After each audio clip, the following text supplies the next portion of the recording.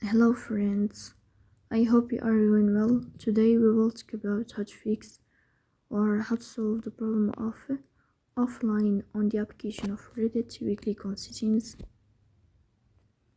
Here you will go to apps, default apps, app settings. When above you will search about Reddit and you will click. In this page of app info you will click on first stop and you will click OK. Here you will enter to the window of storage. Here you will click on clear cache.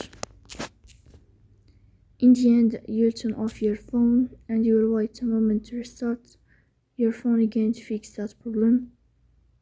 So that's all. Don't forget to support us by like and subscribe. See you next time and thank you for your watching and your attention.